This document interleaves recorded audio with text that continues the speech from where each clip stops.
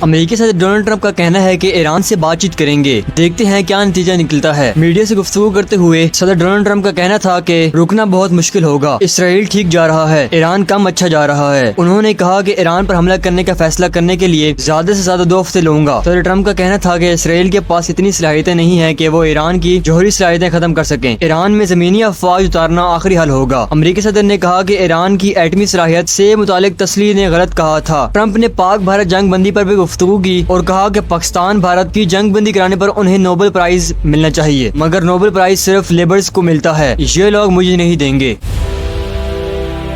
ایران اور اسرائیل کے درمیان جنگ شدت اختیار کر گئی ہے۔ ایران نے آج صبح تل ابیب پر میزائل حملے کیے، جس سے کئی دھماکے ہوئے اور عمارتوں میں آگ لگ گئی۔ ایران نے دعویٰ کیا ہے کہ اس نے اسرائیل کے فوجی مراکز، فضائی اڈوں، دفاعی صنعتوں اور کمانڈ اینڈ کنٹرول مراکز کو نشانہ بنایا ہے۔ جوابی کارروائی میں اسرائیل نے وسیع ایران پر بمباری کی ہے، جس میں خوست شہر اور خوزستان کے علاقے شدید متاثر ہوئے اور 4 ایرانی شہید ہوئے۔ اسرائیل کا دعویٰ ہے کہ ایران کے میزائل لانچ پیڈ اور ڈرون انفراسٹرکچر کو تباہ کر دیا گیا ہے۔ ایران نے اسرائیل پر عرش 1 اور عرش 2 کے ڈرونز کے ذریعے حملے کیے ہیں۔ اسرائیلی حکام نے دعویٰ کیا ہے کہ یہ ڈرونز جولان کی پہاڑیوں میں مار گرائے گئے۔ ایرانی پاسداران انقلاب کے مطابق یہ حملے اسرائیل دفاعی اور صنعتی تنصیبات پر کیے گئے اور یہ سلسلہ آئندہ بھی جاری رہے گا۔ ان کا کہنا ہے کہ صہیونی ریاست کے خلاف کارروائیاں تسلسل کے ساتھ جاری رہیں گی۔ ایرانی میڈیا نے تصدیق کی ہے کہ اسرائیل نے اصفہان کے قریب واقع جوہری تنصیبات کو نشانہ بنایا۔ حکام کے مطابق حملے سے کوئی خطرناک مواد خارج نہیں ہوا۔ نائب گورنر اصفہان کے مطابق اس حملے میں کوئی شخص زخمی نہیں ہوا۔ اس کے علاوہ اسرائیلی جنگی طیاروں نے کم شہر میں ایک رہائشی عمارت پر بھی حملہ کیا۔ اسرائیلی وزیر دفاع کا دعویٰ ہے کہ اس کارروائی میں ایرانی قدس فورس کے سربراہ سید یز ہلاک ہو گئے۔ ایرانی میڈیا نے تصدیق کی ہے کہ اسرائیل نے اصفہان کے قریب واقع جوہری تنصیبات کو نشانہ بنایا۔ حکام کے مطابق حملے سے کوئی خطرناک مواد خارج نہیں ہوا۔ نائب گورنر اصفہان کے مطابق اس حملے میں کوئی شخص زخمی نہیں ہوا۔ اس کے علاوہ اسرائیلی جنگی طیاروں نے کم شہر میں ایک رہائشی عمارت پر بھی حملہ کیا۔ اسرائیلی وزیر دفاع کا دعویٰ ہے کہ اس کارروائی میں ایرانی قدس فورس کے سربراہ سید یز ہلاک ہو گئے۔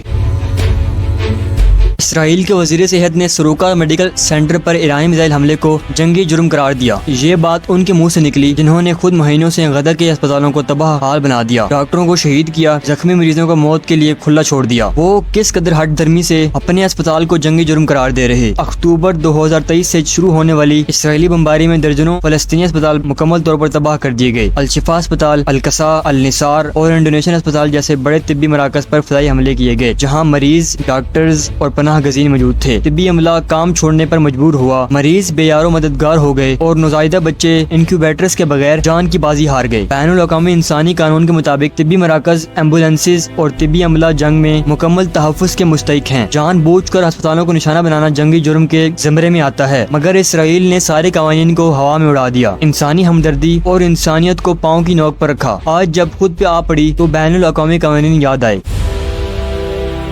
استنبول میں اسلامی تعاون OIC کے وزرائے خارجہ کا اجلاس جاری ہے۔ اس اجلاس میں ایران کی موجودگی صورتحال اور اسرائیل سے بڑھتی ہوئی کشیدگی کا جائزہ لیا جا رہا ہے۔ پاکستان، ترکیہ، ایران سمیت 40 سے زائد ممالک کے سفارتکار اس اجلاس میں شریک ہیں۔ پاکستان کی نمائندگی وزیر خارجہ اسحاق ڈار کر رہے ہیں، جبکہ ایران کی نمائندگی وزیر خارجہ عباس اراغچی کر رہے ہیں۔ اجلاس میں غزہ پر اسرائیل حملوں اور ایران اسرائیل تنازع پر مخصوصی سیشن رکھا گیا ہے۔ OIC کے سیکرٹری جنرل حسین ابراہیم طاہا نے کہا ہے کہ ایران اسرائیل کشیدگی کا حل پرامن مذاکرات سے تلاش کرنا ضروری ہے اور اسرائیلی جارحیت ناقابل قبول ہے۔ روسی صدر ولادیمیر پوتن نے کہا ہے کہ اسرائیل کو بارہا بتایا گیا ہے کہ ایران کے جوہری ہتھیار بنانے کے کوئی شواہد موجود نہیں۔ برطانوی میڈیا سے بات کرتے ہوئے پوتن نے زور دیا ہے کہ خطے میں امن قائم رکھنے کے لیے مذاکرات کی ضرورت ہے۔ ان کا کہنا تھا کہ ایران کو پرامن مقاصد کے لیے ایٹمی توانائی کا استعمال کا مکمل حق حاصل ہے اور روس اس حوالے سے ایران کے ساتھ تعاون جاری رکھے گا۔ انہوں نے کہا ہے کہ ایران اور اسرائیل دونوں کو لچک دکھانی چاہیے کیونکہ مسئلے کے حل کے راستے موجود ہیں۔ ایرانی وزیر خارجہ عباس اراغچی نے کہا ہے کہ ایران کو جارحیت کے خلاف دفاع کا مکمل حق حاصل ہے۔ ان کا کہنا ہے کہ اسرائیل نے 15 جون کو متوقع مذاکرات سے 2 دن پہلے حملہ کر کے ثابت کر دیا ہے کہ وہ مذاکرات کا مخالف ہے۔ انہوں نے الزام لگایا کہ اسرائیل کے ان حملوں میں امریکہ بھی شامل ہے اور یہ عالمی امن کے لیے خطرناک ہے۔ ایران نے IAEA کے سربراہ رافیل گروسی کے خلاف اقوام متحدہ میں شکایت درج کرا دی ہے۔ ایرانی سفیر امیر سعید ایروانی نے کہا ہے کہ گروسی کا رویہ ایران کی پرامن جوہری سرگرمیوں کے خلاف تعصب پر مبنی ہے۔ جوہری ادارے کے سربراہ محمد سلامی نے بھی گروسی کے خلاف قانونی کارروائی کی دھمکی دے دی اور اسرائیل کی جانب سے کی جانے والی فوجی کارروائیوں کی مذمت نہ کرنے پر IAEA کو تنقید کا نشانہ بنایا۔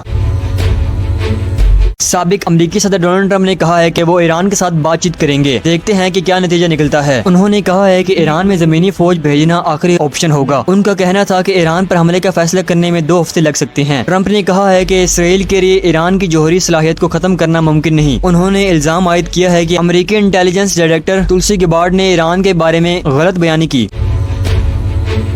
وزیر خزانہ محمد اورنگزیب نے سینٹ اجلاس میں کہا ہے کہ عوامی فلاح کے لیے بجٹ میں کئی اقدامات کیے گئے ہیں۔ انہوں نے بتایا کہ درآمد شدہ سولر پینلز پر 18% ٹیکس کم کر کے 10% کر دیا گیا ہے تاکہ مقامی صنعت کو فروغ ملے۔ فراڈ کیسز میں FBI کے اختیارات کو محدود کرنے کے لیے سیکورٹی اقدامات شامل کیے گئے ہیں۔ سینٹ کی 50% تجاویز کو بجٹ میں شامل کرنے کی توقع ہے۔ 6 سے 12 لاکھ سالانہ آمدن والے افراد پر ٹیکس کی شرح 2.5% سے کم کر کے 1% کرنے کی تجویز منظور کر لی گئی ہے۔ قائمہ کمیٹی برائے خزانہ کے اجلاس میں جو سید نوید قمر کی زیر صدارت ہوا۔ کارپوریٹ سیکٹر پر لگنے والے سپر ٹیکس میں 5% کمی کی بھی منظوری دی گئی ہے۔